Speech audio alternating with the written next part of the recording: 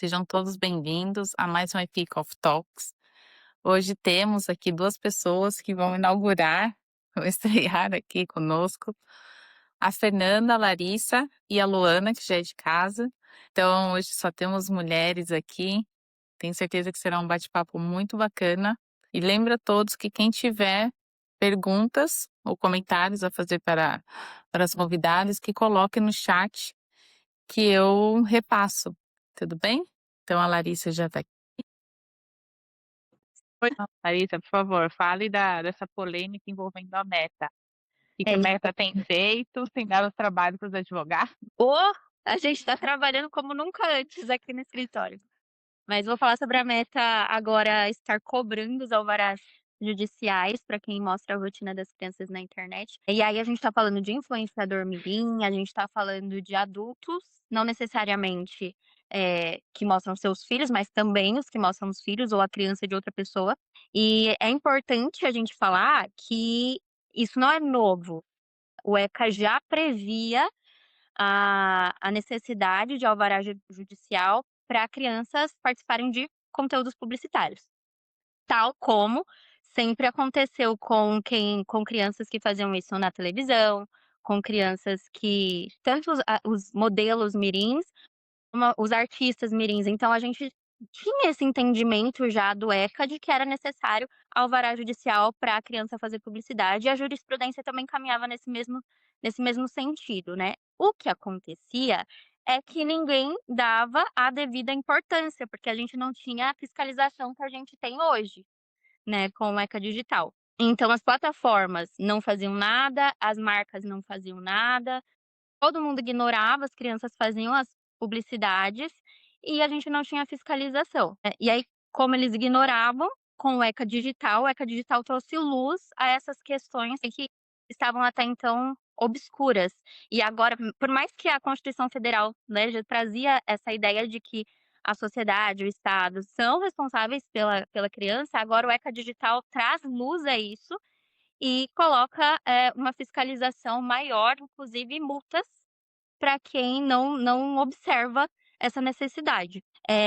E aí, depois que o ECA digital entrou em vigor, a gente teve acordo entre o Ministério Público do Trabalho e a Meta, e aí nesse acordo, a Meta se responsabilizou por uma fiscalização mais, eu diria ostensiva. De modo que, se agora, as crianças aparecerem em conteúdos monetizados sem o devido alvará, a Meta também vai ter que pagar multa. Então agora dói no bolso da Meta, e agora a Meta está entrando em contato com o pessoal que produz conteúdo mostrando as crianças ali de um modo habitual, crianças que performam conteúdo, solicitando o envio do alvará.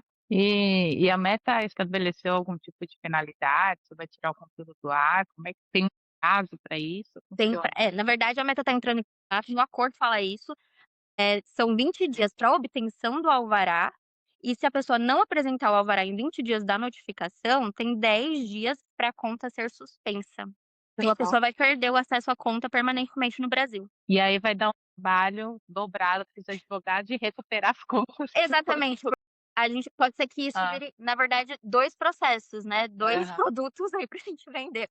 O alvará judicial para crianças e adolescentes e a recuperação da conta, porque também é importante lembrar que a Meta usa robô, né, para verificar se tá dentro das diretrizes ou não, e às vezes acontece uma suspensão de conta que é abusiva. Então, trabalho redobrado agora pra gente. Nossa, bacana. E você, Larissa, você trabalha bastante, acho que seu foco é direito digital, né? Como é que seus clientes estão em relação a isso? Estão preocupados? Estão tomando medidas? Desesperados, Hã. desesperados. É assim, é importante lembrar que não é toda conta que mostra criança e adolescente que precisa do alvará, tá. Então, a gente tá olhando bastante para a habitualidade e para as crianças que performam conteúdos. Então, a criança está aparecendo ali de forma habitual, no conteúdo que é monetizado, na página que é monetizada, então a gente tem que olhar, por exemplo, as minhas clientes de maternidade, que mostram muito a criança ali de um modo realmente habitual, mostra a rotina, eu analiso o perfil, né, tenho analisado os perfis, Falo: "Não, precisa realmente do alvará com urgência". Já antes de ECA digital já era para ter o alvará para cada publicidade, né. Sim. Agora a gente precisa do alvará para a criança participar da produção de conteúdo, não só para fazer a publicidade, precisa para cada publicidade, mas agora, é necessário para participar da criação, da produção do conteúdo. Agora, tem outros clientes que mostram a criança de uma maneira muito eventual. Não existe habitualidade, não existe criança performando conteúdo. Então a gente tem feito essas análises para ver o que é realmente necessário e o que não, porque também tem muita gente, deixando a situação muito maior do que ela é. É uma situação extremamente complicada, mas a gente precisa ter cautela também para analisar caso a caso. Nossa, perfeito. Bem bacana você trazer essa notícia, porque acho que muitas pessoas ficaram com dúvida. Acho que passou a ser até mais que uma notícia, foi uma consulta. É, mas muitas pessoas ficaram com dúvida, porque assim, as notícias em si não explicam com detalhes, né, com essa riqueza de detalhes que você trouxe. É porque é muito novo, É, né. Não sim, o alvará específico, mas esse sim. acordo da Meta é novo, então as Uhum. pessoas ficaram realmente com muitas dúvidas. E a gente vai ver como que o judiciário vai interpretar isso agora, né.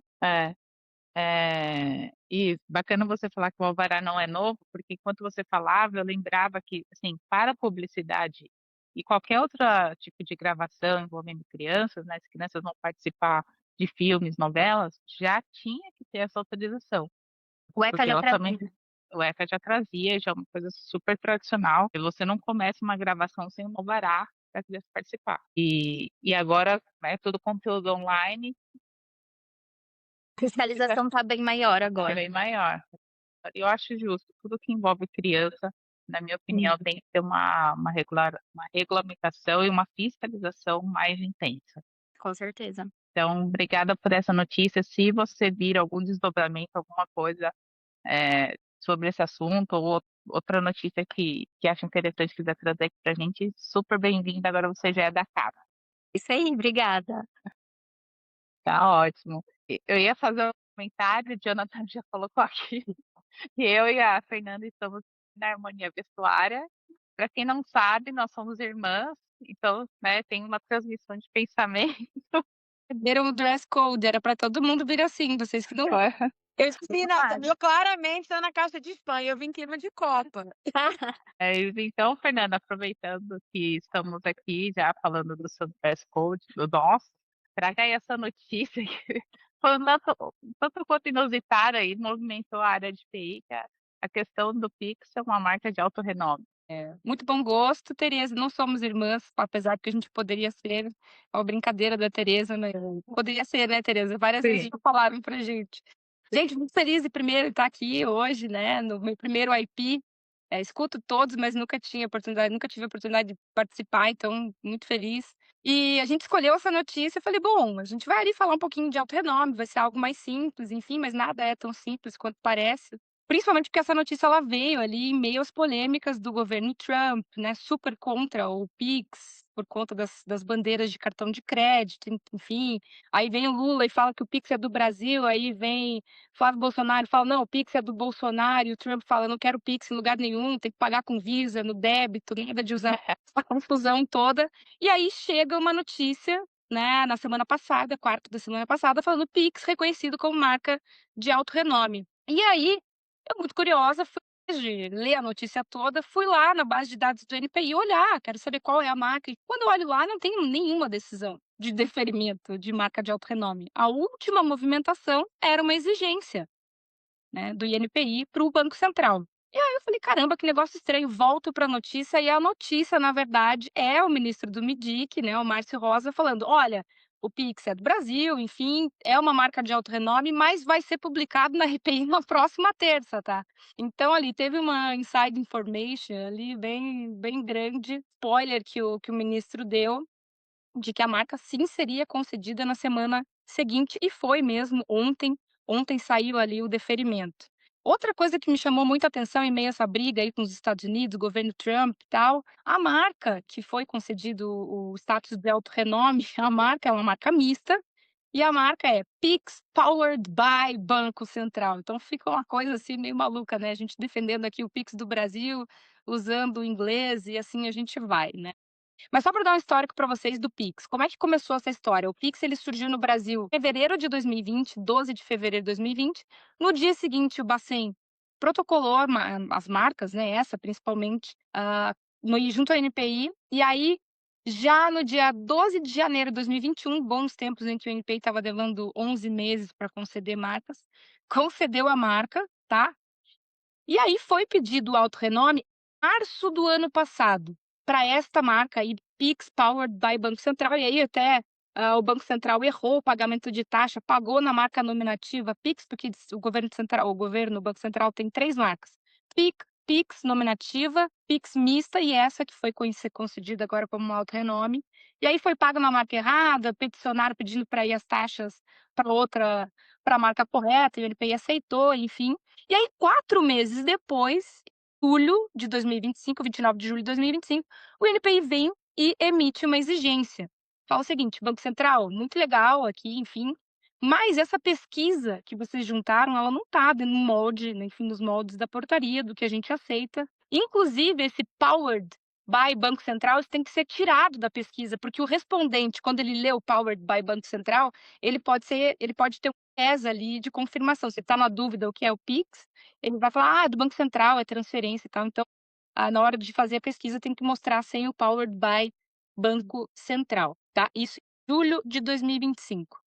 Veio o Bacen, 60 dias, né, para cumprir a exigência para todos os mortais, e o Banco Central, ele não cumpre a exigência no prazo, mas ele adita a petição no prazo, no dia 29/9, exatamente 60 dias, falando o seguinte: "Olha, eu sou uma autarquia federal e, como vocês bem sabem, né, NPI, vocês também, enfim, eu vou precisar licitar essa pesquisa nos moldes que vocês querem. Eu não posso sair contratando, assim, qualquer um, eu preciso licitar, então eu vou precisar, de um tempo, né, para isso". E pede a dilação de prazo, não diz quanto tempo, pede a dilação de prazo. O INPI até então não se manifesta sobre essa dilação de prazo, né. E aí, 7 meses depois, mais ou menos, que foi o tempo que o Bacen demorou, no dia 14/4 de 2026 agora, o Bacen vai lá e cumpre a exigência com a pesquisa de mercado, e essa pesquisa é uma pesquisa bem alta, como a gente já imaginava, né. Hoje, realmente, Pix, não tem como negar, é uma marca de alto renome, todo mundo conhece, todo mundo tem Pix. Então 88% das pessoas reconhecem o Pix, e aí quando estimuladas, quase 92% já entendem que é para forma de pagamento. E aí no dia 10/6 vem essa notícia, de que o Pix é auto-renome, mas na verdade ele não tinha, né, não tinha saído do auto-renome, estava lá naquela exigência, de lá, tá. E aí agora na terça-feira saiu a publicação do deferimento, a gente não tem acesso à decisão por enquanto, porque ela está só para o Banco Central, só para o requerente, mas o que eu queria trazer aqui de interessante para isso é que realmente a gente teve ali um cumprimento, de exigência totalmente fora do prazo regulamentar, né, da nossa LPI e também da portaria. E eu não sou, advogada de direito administrativo, mas vocês vão lembrar comigo lá que a Lei 14.133 de 21, ela dispensa a licitação para valores ali até 45.000, 50.000, e esse valor ele é atualizado todo ano, então esse ano estaria mais ou menos ali 65.000. A gente sabe que uma pesquisa dessa de alto renome, ela custa mais ou menos ali 50.000, 45.000. E para isso não precisa de licitação, você pede a dispensa de licitação.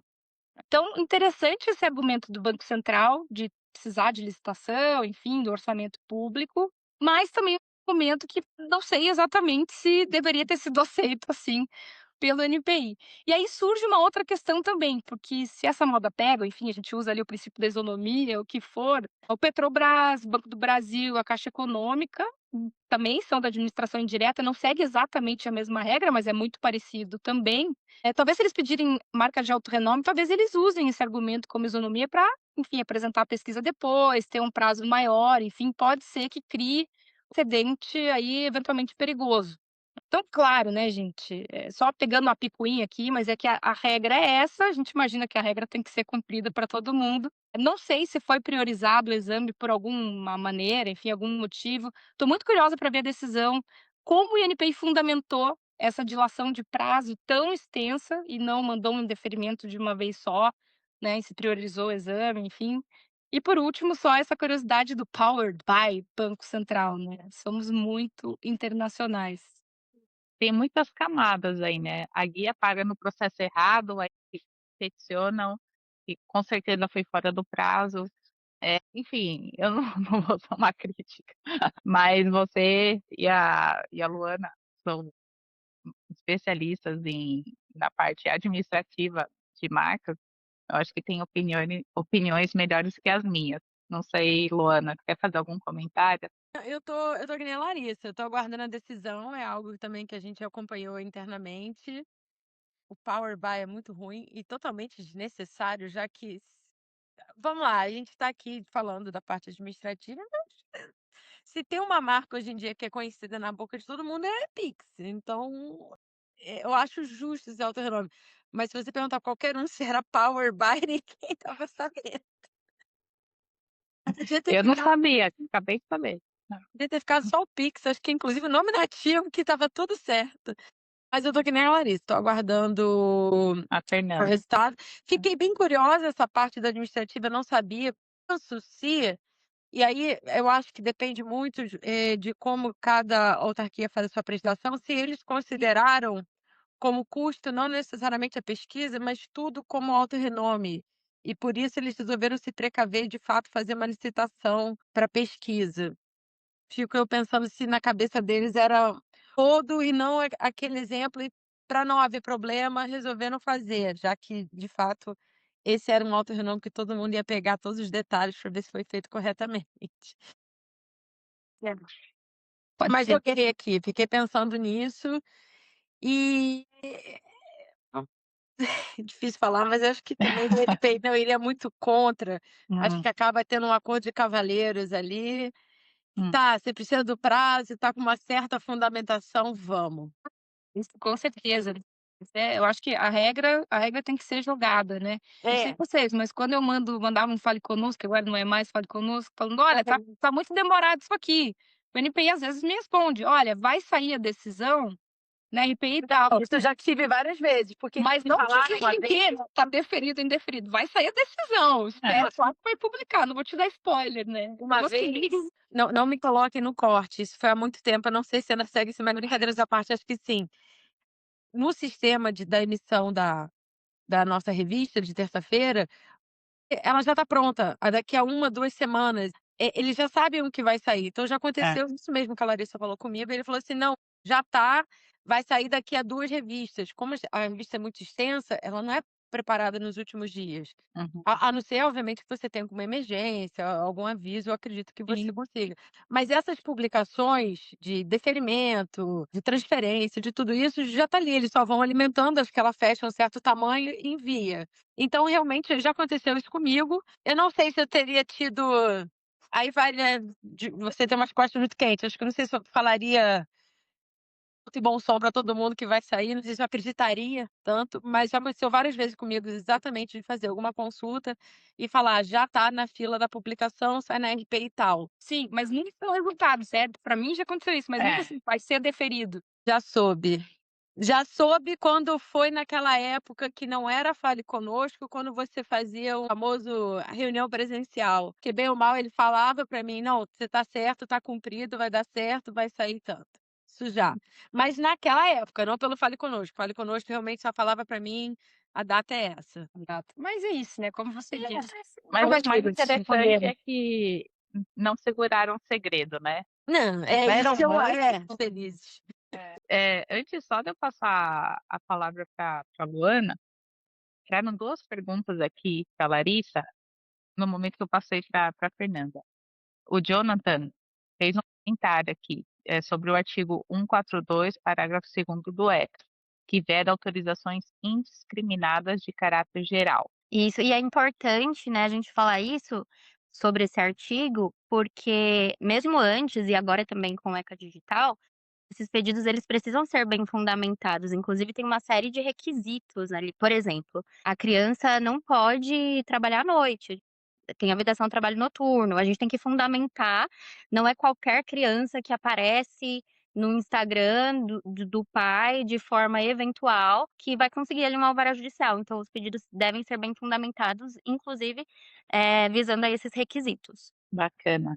E a Cá Rodrigues perguntou: como é feita a análise do perfil? Usa-se algum software ou IA? A Meta, a gente já tem ela já tem essa fama, né, de ir É, derrubando perfis de forma indiscriminada, porque tem a inteligência artificial própria deles lá, o robozinho, e aí o robô erra também, né. Então por isso que esse setor aí até de recuperação de contas é muito lucrativo, porque o robô da Meta erra. Então eles têm ali a inteligência artificial própria, que faz essas análises. bacana. Bom, temos aqui marcas, temos direito digital e temos uma marca que fez sucesso e hoje eu vi que depois eu vou comentar que uma outra empresa já pegou uma empresa brasileira, a Fernanda acho que conhece, já pegou carona na fama dessa propaganda. Conta aí, Luana, o que que aconteceu com a Levi's? Levi's. Gente, eu vou usar Leves aqui, porque é mais Com fácil certeza, falar Levi's toda hora.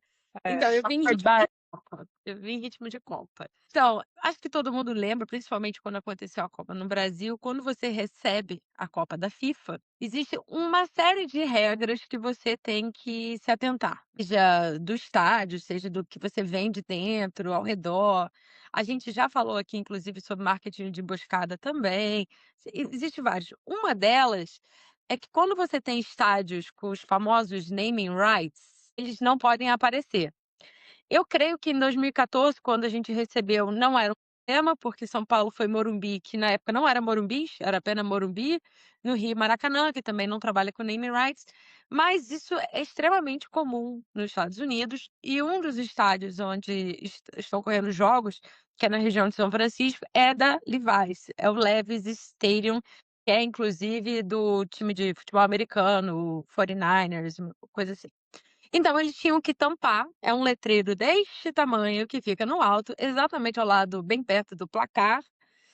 E aí eles foram muito espertos, ao invés de simplesmente botar um saco preto, sei lá, uma coisa bem brasileira, jogar um pano, eles colocaram uma capa, mas eles fizeram exatamente no contorno da marca, e mesmo que você não soubesse, você que vem de ou que não é dos Estados Unidos, não soubesse que o estádio era da Levi's, perfeitamente você estava identificando qual era a marca. Então eles cobriram, é um pano branco, não é transparente, você não está vendo o nome atrás, mas o símbolo ficou perfeito. Além disso, no Instagram do estádio, está lá bonitinho o que ele ficou sendo para a Copa, o estádio ao invés de se chamar Estádio Levi's, né, Levi's Stadium, ficou como São Francisco Bay Area Stadium, né, o estádio de São Francisco. Então no Instagram do estádio, tá bonitinho, com o logo da Copa, São Francisco. No Instagram da marca, eles botaram o famoso círculo vermelho com a marca coberta, e a primeira publicação, hoje em dia fixada, é do primeiro jogo que ocorreu no estádio, sendo que a gente recebemos o mundo no estádio e censurado. Então, em inglês ficou Redacted Stadium. Então, censurado, só para não botar o nome. Eles não infringiram, obviamente, nenhuma regra, está lá bonitinho, coberto. Fizeram uma espécie de piada e isso viralizou, porque não interessa o pano, todo mundo sabe que é o estádio da Leves. Pegaram carona nessas regras da FIFA, que até fazem um certo sentido, tendo em vista que cada patrocinador gasta ali uma quantia considerável de dinheiro para estar recebendo, mas assim também como a Leves provavelmente gasta uma quantia mais do que considerável para ter e manter um estádio daquele porte. Então isso acabou viralizando todas as redes sociais, virou uma brincadeira e mostrou como você pode, né, a gente fala muito, a gente conversou muito com os nossos clientes no período que antecipou, final de ano, início do ano, né, como você realmente tira proveito da Copa de uma forma legal, né, sem infringir. A Leves foi perfeita. Ela realmente surfou nessa onda, as publicações estão num tom, ela não reclamou oficialmente, ela não fez uma crítica à FIFA, ela usou um tom engraçado. Então tá aqui, ó, É meio reject sarcasmo com uma piada, né? exatamente, exatamente, mas sem sair da linha do sarcasmo, sem ir para uma linha mais crítica para vir É. discutir se será que a FIFA poderia ou não, se vale ou não, não abriu essa discussão em nenhum momento, pelo menos nas rodas que eu estou não estão nessa discussão, a discussão está: "Que fantástica sacada". Não houve uma violação do que a FIFA permite ou não permite, não houve uma ação, uma notificação, extremamente jurídico, mas com isso ele conseguiu ganhar uma fama que provavelmente está muito maior do que de fato o estádio tivesse lá como Levi's Stadium.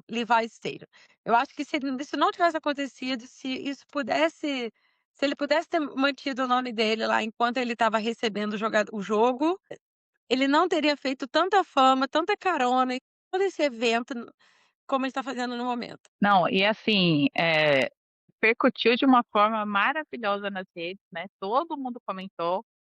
Hoje mesmo eu vi, e a Fernanda pode até falar melhor que eu, mas o Boticário fez uma propaganda que cobriu, também colocou um pano branco em cima. É uma marca 3D, né, Fernanda? Daquela embalagem. É a ânfora do Boticário. É.